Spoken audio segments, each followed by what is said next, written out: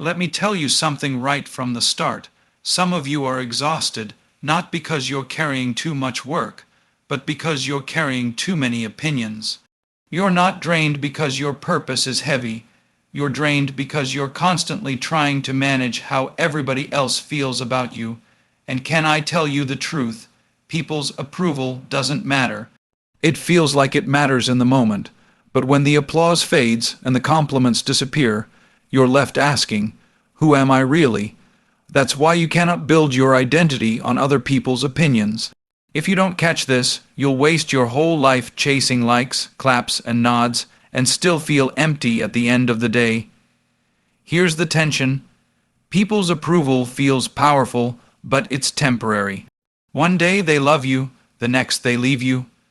One day they celebrate you, the next they criticize you. You know that's true because some of the very people who once lifted you up later turned around and doubted you. So if you live for their applause, you'll die by their rejection. And here's why you need to lean into this message today. Because as long as you keep needing everyone else to validate you, you will never walk in the freedom of who you were created to be. I want you to think about this. Every great calling attracts both cheerleaders and critics. The louder your purpose, the stronger the opposition. That's why you can't let either one define you. If their approval can build you, then their disapproval can break you. But when your confidence is anchored in something deeper, when you know your worth doesn't come from how many people like you, but from the one who designed you, then you can walk into any room, face any rejection, overcome any betrayal, and still stand tall. Listen, you don't need everybody to believe in you. You just need to believe in who you are. You don't need the crowd to clap when God has already called you. Some of you are waiting for an endorsement that you already have. You're waiting for permission from people who didn't create you. You're waiting for validation from voices that don't even understand your vision. And today I came to break that off of you.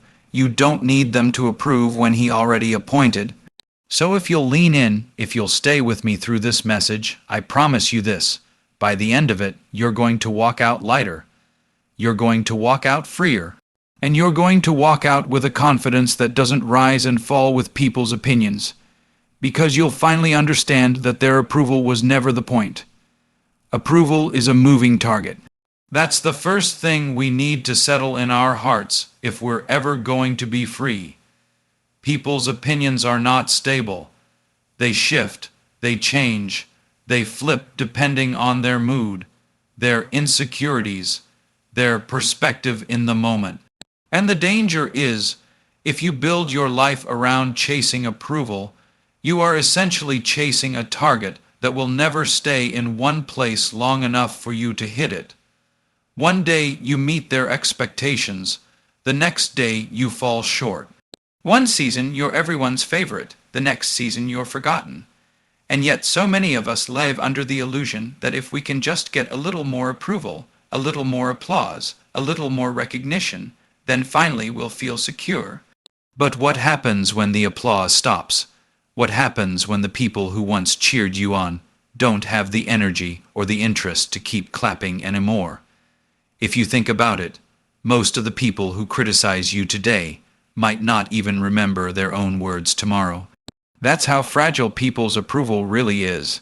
And here's what makes it dangerous. It feels good in the moment. When someone compliments you, celebrates you, or recognizes you, it lights something up inside. But when that becomes your fuel, you are setting yourself up for disappointment because the same people who are praising you now can ignore you later. And then you're left empty, scrambling to find another dose of affirmation. And the cycle continues up and down, happy and then insecure, confident and then crushed. That's no way to live. The truth is, you'll never be able to satisfy everyone at the same time. You can bend, stretch, compromise, and conform, but there will always be someone who doesn't like you, someone who misunderstands you, someone who thinks you should be doing better or different. That's why living for people's approval is a trap. It's like trying to run on a treadmill expecting to reach a destination. It takes your energy but gets you nowhere. And I believe some of you are tired right now, not because your calling is heavy, but because you're carrying this unnecessary weight of people's expectations. You're running after a moving target that was never meant to be caught. And here's the real cost. When you spend your life adjusting to gain approval, you end up losing yourself. You start sacrificing authenticity for acceptance. You start silencing your real voice just to be tolerated. You start holding back what's inside of you because you're afraid it won't be received. That's how dreams die. That's how purpose gets buried.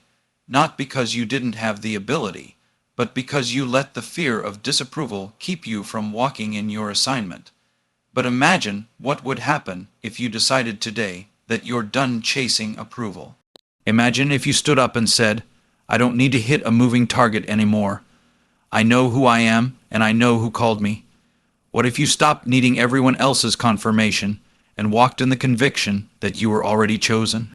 That's when you become unstoppable. That's when you can face rejection without being destroyed. That's when you can stand tall in rooms where no one claps for you and still know your value. The moving target of people's approval will always keep you restless.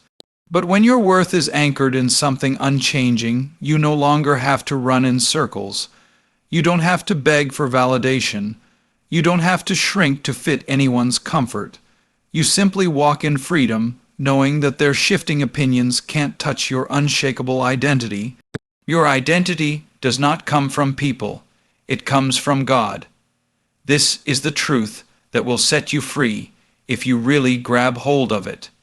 Because, let's be honest, we spend so much of our time trying to collect little pieces of approval from people to glue together some sense of who we are.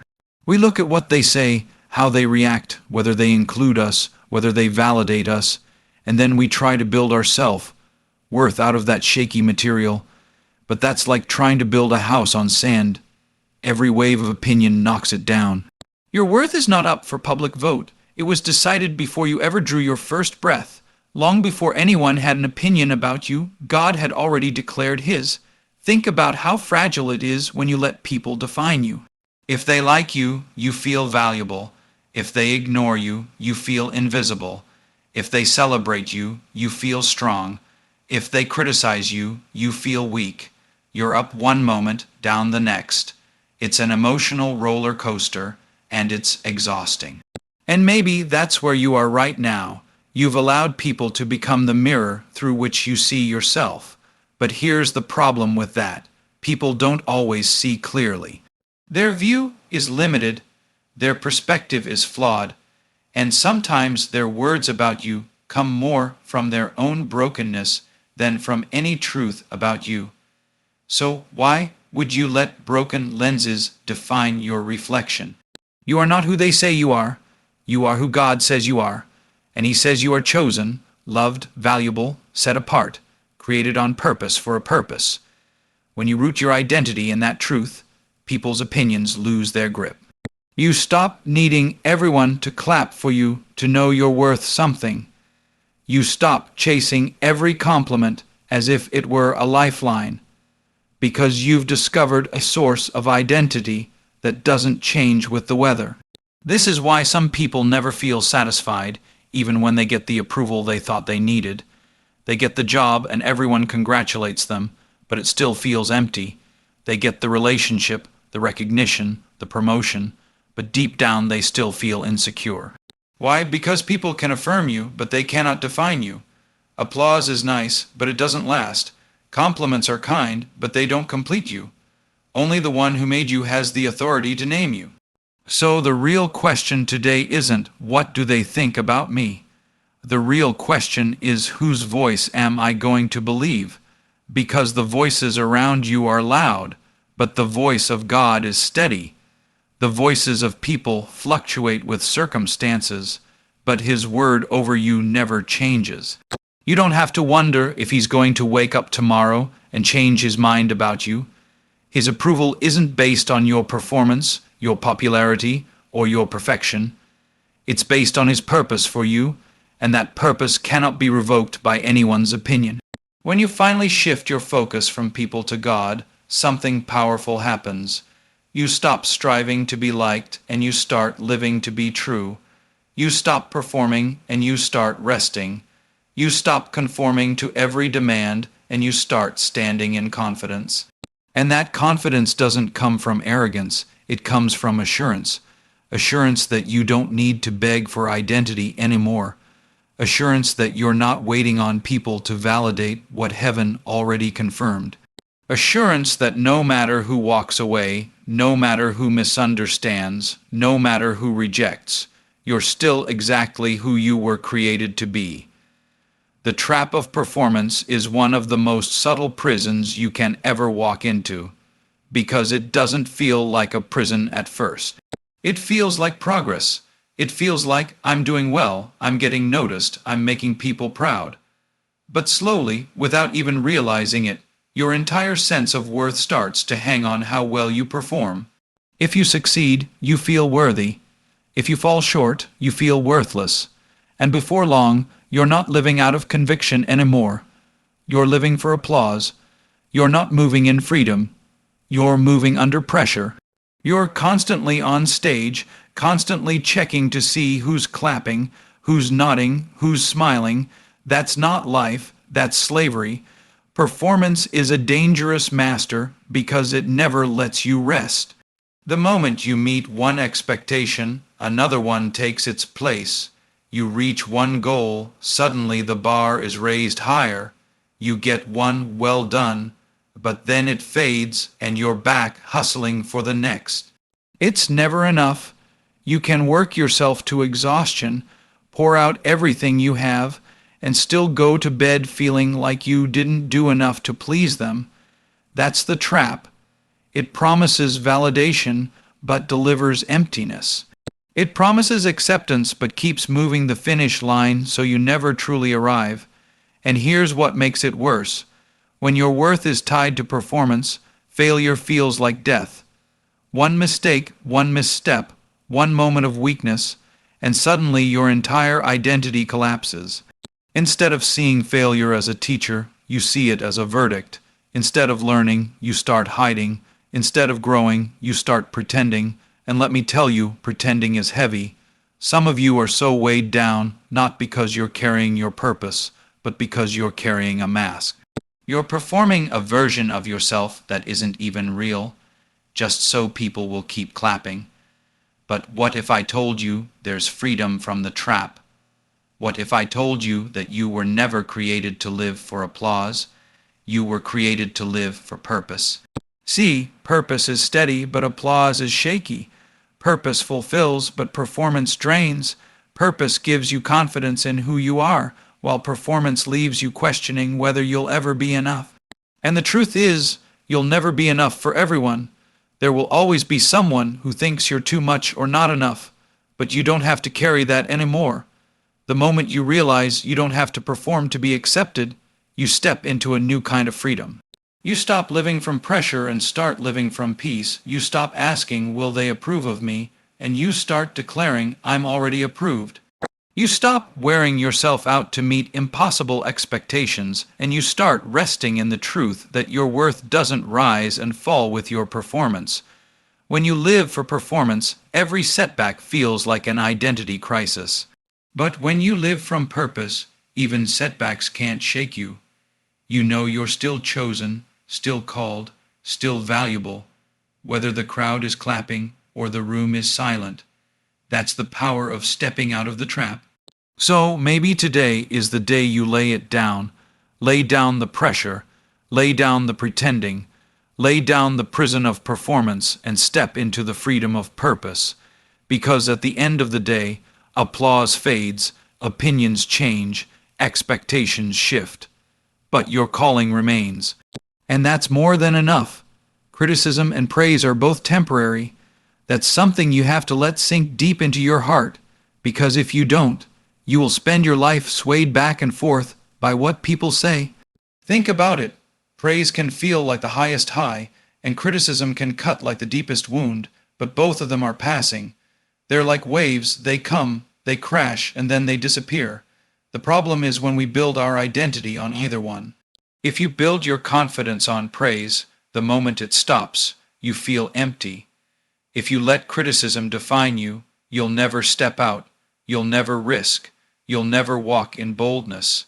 And here's the truth. Neither one of them was meant to be the foundation of your life.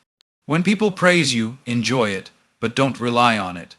When people criticize you, hear it if it's constructive, but don't absorb it as truth. Because both of them are opinions, and opinions shift.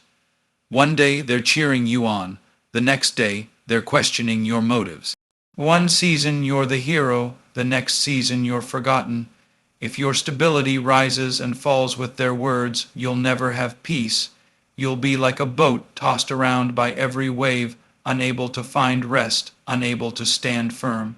And let's be real, sometimes praise can be just as dangerous as criticism. Praise can create pressure. People start putting you on a pedestal, and you start feeling like you can't be human anymore. You start performing for the applause, not living for your purpose. You start protecting an image instead of embracing authenticity.